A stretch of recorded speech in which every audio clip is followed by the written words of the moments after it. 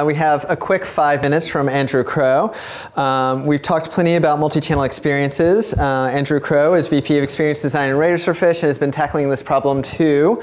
But he's ready to ask an interesting question about how we go about it, which is, do cross-channel experiences need more white space? Andrew, where are you? There you are.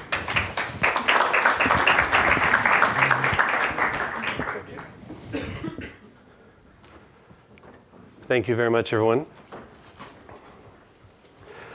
So I want to start off by saying that, move this over here. Let's start off by saying that I love Disneyland.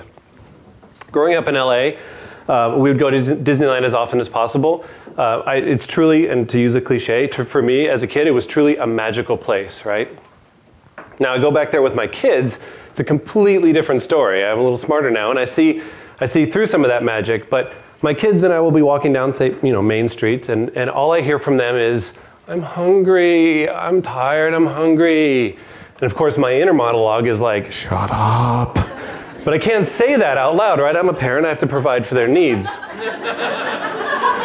So lo and behold, Disneyland does that for me because I look across the way and there's a food cart, or there's a little restaurant, and done, taken care of, right? They're fed. Now maybe a half hour later, where we find ourselves in Adventureland or Tomorrowland, and what the first thing that I hear from my kids is, I'm hungry, I want a frozen banana, I want a balloon, right? And then I look across the street and there's a frozen banana balloon cart right there. Now as a kid, I thought that was magic. How did they do that? Now but as an adult and as a designer, I know better. I know that because they have a team of Disneyland designers and park producers that make that park run like clockwork. They know their customer inside and out, and they provide for those needs at any given moment.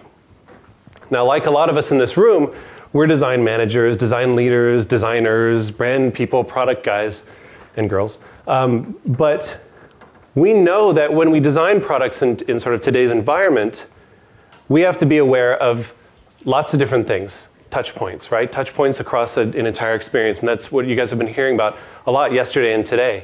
How do we design for these touch points? How do we make them holistic? How do we make all the different buzzwords? How do we do that across multiple touch points, right? Now, touch points for products could be the actual product design. It could be the marketing efforts that we put out there. It could be the different brand aspects. It could be the customer service. It could be a whole slew of different things. But our goals as designers and as brand people is to make sure that our touch points are met at every single point of the way across our entire product experience. Ideally, we don't want any dips in between these touch points, right? Because we want to remain top of mind when consumers come to buy our products or our services. Contrasting the Disneyland example is another sort of physical space thing, and that's one of a museum. Now what's interesting about a museum is that, yes, they have different attractions that you're supposed to go see, right? There could be a piece of art or a statue or something like that. But there's space between those attractions. There's maybe it's a white wall or a gray wall or something like that. But ideally, there's gaps between this artwork.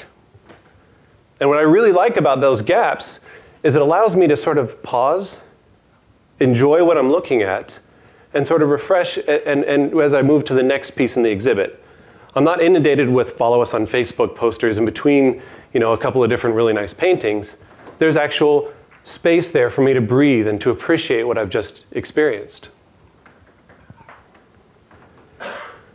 Now, as a graphic designer, I started as a graphic designer about 20 years ago, and I learned about graphic design and to appreciate the use of white space as a design tool.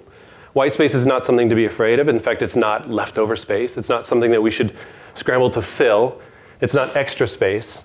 It's an intentional design decision that we use to provide two things. The first thing is you provide focus, right? Just like in the museum. White space allows me to focus on the thing that I am looking at so that I can enjoy that part of the experience in the moment. The second thing that white space does is it provides a pause. Just like in the Disneyland example, I come home often from Disneyland and I feel completely overwhelmed and stressed out, and I'm tired. And it's not because I just walked 25 miles, although that doesn't help either. But it's because I'm so overwhelmed with the Disney-ness that is in every aspect of that park. Everything is completely thought out. So Whitespace provides you to have a bit of a pause, a bit of a break, so that you can enjoy the experience that you're in now, and you can then focus on rather on an experience that you just had. So I think, going back to the touch points idea, I think all of us want to design experiences that are set in an ideal world, right? We want to project across an entire, perhaps, product lifecycle, or brand lifecycle, or customer lifecycle. And we want to say, okay, what are all the touch points? Can we design for ideal solutions or ideal experiences across all those touch points? So good experience, I think, are designed for the ideal, right? But we also know, as smart people and as human beings, people bring other stuff to those experiences that we can't control. They bring emotions, they bring previous experiences, they bring influences from other people's brand and marketing efforts. So we can't exactly control that experience every time. So yes, good experiences are designed for the ideal, but I think the trick is that great experiences allow for the unexpected. Great experiences allow for that space, that sort of user participation, if you will, that allows people to bring what they have with them, mix it in with our ideal, and they end up creating their own versions of these experiences that we can't control, yet we can still influence. It's a little touchy, but it's an interesting way of looking at design. So I think, and I'm probably already out of time, I think the idea that I really wanted to bring to this day is that Whitespace allows you to provide an opportunity for people to make your experience their own. It allows them to take a step back, and allows them to focus on what you're trying to allow them trying to get them to focus on.